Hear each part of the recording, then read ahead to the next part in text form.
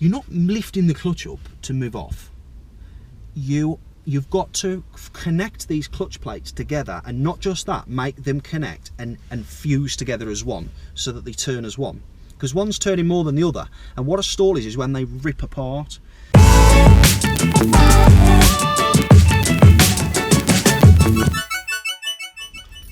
So we talked a little bit about the bite point when you're actually moving the car. What about when you're moving off from stationary? Sometimes you don't want to move off until you've done your observations, and so you need to be able to identify where the bite point is, and there's a number of things that you can use to help you with this. If you've got a traditional style handbrake, I wish I did, I've got an electronic parking brake now, you can have the handbrake still on, and you can kind of find the bite point while because the handbrake locks the back wheels, so you can come up and find the bite point. And what that does is, because the front wheels would turn if the backs weren't being locked, the front dashboard just tugs, just slightly. You don't want it creaking, you don't want it groaning, that's putting immense force and it will stall. But that's, you know, if you're moving off on a hill and you wanted to know that you weren't rolling backwards, or you just wanted to be ready in any circumstance, that's how you would identify that you've got the biting point. So that's with a traditional style handbrake. You'd always set your revs first, revs on, bite point. And I sometimes used to call it the tug point at the front. Car just tugs up slightly, frees your feet, cemented still. With this thing I've got, this electronic parking brake, I'm sure some of the instructors, some of you learners who are learning in an Audi, I don't know if some of the new Ford Focus has got this electronic crap. You're gonna need to sort of have a method for this, and I'm still getting my head around this thing and how to teach best, particularly on beginner lessons, because I need to make sure that my learners have checked. Well, they're not my learners, they don't belong to me, but they work with me. I need to make sure that they've checked around, including the blind spot, before them wheels move forward. Not just that they've checked, and that it wasn't 2 seconds ago. It's not good checking the blind spot and then thinking, oh, how do these feet feel? It's no good. It needs to be fresh, it needs to be in time, in sync.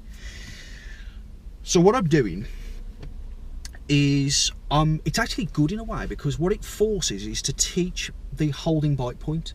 So what I'll do first is, it's kind of forcing me to teach a bit of clutch control a little bit earlier. Or different types of bite point a little bit earlier, which I tended to do anyway, but it's forced the issue now. So I'll get them to identify the bit where the parking brake releases. Now that's as you get to bite point. So let's say that the bite point's there, the parking brake releases just below, and I mean slightly just below. So you've got to learn to tell your left foot, just slow down a little bit at that point, so that you don't advance beyond the balancing or holding bite point. That, by the way, is where it would stop you rolling backwards but wouldn't necessarily move you forwards. Hold there so you're ready to go, and you'll only hold if you've got a good technique with your foot and your heels on the floor potentially, and you're still, and you can do your checks then. So let's just simulate it now. So I've got my rev set, I've found my bite, and the parking brake's released. The red icon's gone off on my display here, and I've heard it as well, so there's lots of clues.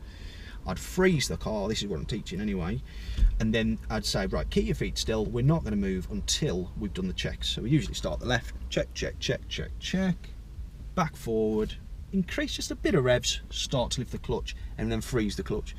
I want to just add something here. If you're struggling with the clutch, right, you need to make sure that your instructors explain this properly. You're not lifting the clutch up to move off. You've got to connect these clutch plates together, and not just that, make them connect and fuse together as one, so that they turn as one. Because one's turning more than the other, and what a stall is when they rip apart. So you get to the bite, you feel the wheels bite, as in move forward a little bit, a bit of a dodgy area in it, sirens all the time. And then you freeze the foot. Now what you'll find is, if you freeze the left foot there, the car will start to go quicker without you even moving the clutch anymore. Once it moves quicker, that's when you lift the clutch up. I'm going to leave you with that little nugget there, and I sincerely hope you enjoyed this video about clutch control. Any questions, pop them in the section below and I'll be happy to assist. Thank you for watching. Like the video if you liked it, and consider sharing it if you think it would help somebody. Thank you. See you again.